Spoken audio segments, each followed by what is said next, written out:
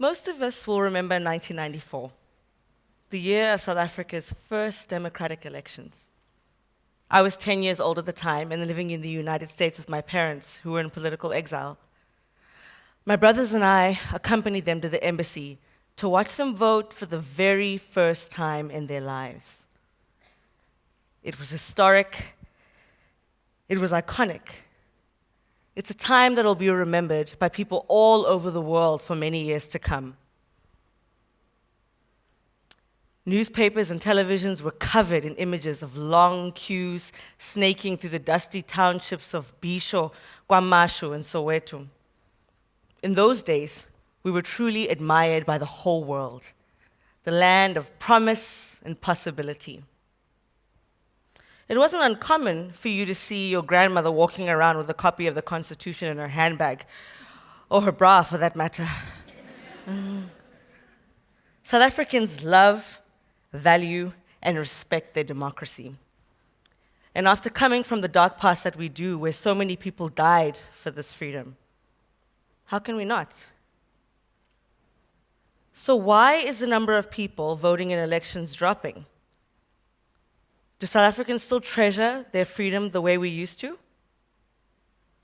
Because democracy simply doesn't work without us. Leading up to the 2014 elections, the Independent Electoral Commission, or the IEC, registered 25.3 million voters. This was an improvement from 2009, with about 78% of the voting age citizens being registered. But as we all know, registration has very little to do with how many people actually turn up at elections. Just ask your local gym. They'll quickly remind you that us signing up really has little to do with us showing up. 1994, we had very few numbers or solid statistics about how many people voted because very few of us were actually registered. But in 2009, 89% of registered voters actually turned up at the polls. And this number dropped significantly to 73% in 2014. Leading up to the 2014 elections as well, the Independent Electoral Commission ran a survey about sort of voter participation amongst our citizens, and they found that only 38% of us have any interest in politics at all. The majority of us record low or no interest. 55% of people surveyed indicated that they never talk about politics socially with their friends or their family. That's a lot of dinner parties where the topic of conversation is the Kardashians. So, on the bright side, 79% of us believe it is our civic duty to vote. So, as a democracy, we're not doing too bad, right? Can we give ourselves a little bit of a round of applause? We have one of the most legally sophisticated constitutions in the world, a robust fourth estate in the form of the media, and pretty active political participation on the part of citizens. So why are South Africans so plagued with social and political unrest in the form of often violent protest action? A number of countries all over the world that are democracies are challenged with this problem of social unrest, which sometimes manifests itself in political protests, military coups, and civil wars at worst. Why can't we just rely on elections to correct political mismanagement?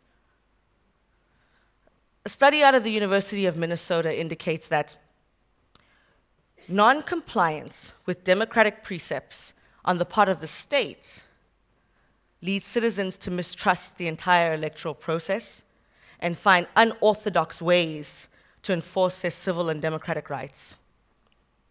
So, for us to remain off the streets, we have to be confident that elections can perform their central function of disciplining elected leadership. Lastly, the study also indicates that should an unsatisfactory leader remain in power after the elections, citizens are more likely to protest in the years that follow. In 2014, 48% of South Africans indicated that they were dissatisfied with the leadership at the time. Most of the people who abstained from voting blamed this on a lack of interest, unfulfilled political promises, and a loss of a sense that voting makes a difference. In 2015, the year right after the elections, we saw an increase in service delivery protests. We also saw an increase in protest action on our campuses all over the country with the fees must fall and the roads must fall movements. Later in the same year, the whole country exploded in protest with the Zuma Must Fall campaign. This year, we've seen a continuation of campus protesting and a wave of violent attacks on our schools in the community of Vuwani in Limpopo province. So if we go back to our study, it's clear that there is a direct correlation between political dissatisfaction, the number of people voting dropping, and an increase in public protest. Now, it must be said that the reality for many South Africans is one of poverty, landlessness, and despair. A feeling of hopelessness has engulfed far too many of our people, unfulfilled promises, and the feeling that nothing much has changed since the onset of democracy has made people mistrust the electoral process even more. If these challenges aren't swiftly remedied, we will see a continued decrease in the number of people voting as our people begin to opt out of the assurances created by democracy and operate more and more on its fringes. Well, that's a lot to take in, isn't it? How do we bring South Africans back into the fold? One of the ways we can do this is through regular referenda. Here, we vote every 5 years, right? But countries that have regular referenda indicate an overall much higher level of political satisfaction amongst its citizens. So that kind of direct democratic engagement can possibly help reignite our democratic spark or the South African dream within all of us. Another way of improving voter participation is through civic education starting from primary school level. In a democracy, civic education is really education about self-governance. So it's about teaching our learners about the ideals of democracy and helping them understand their impending role in propping that democracy up.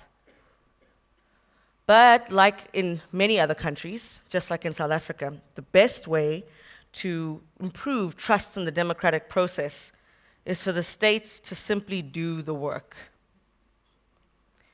Simply fulfill the promises, simply earn the votes, simply help us realize that our votes make a difference.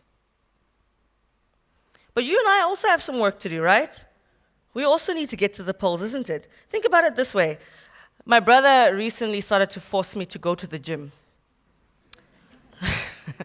Not once, but 5 times a week. Just take that in, 5 times a week. So when I'm pretty undisciplined still. I struggle to go on my own, and he helps me, pushes me a lot. And I know when I don't go, I feel sluggish, I feel tired, I feel unfit, especially because I love carbs. So, so really, think about it this way. All you need to do to keep South Africa fit is to go and put an X in a box once every 5 years. Just once. It's pretty simple, isn't it?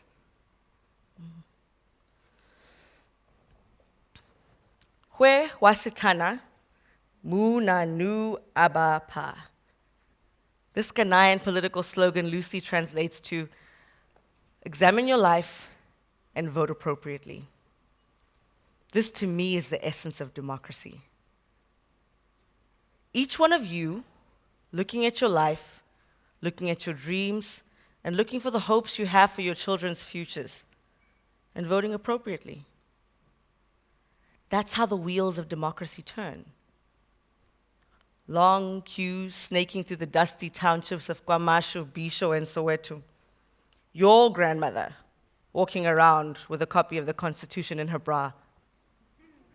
And your children being able to reflect not only on our history, but also their role as architects of their own future. Because democracy simply doesn't work without you.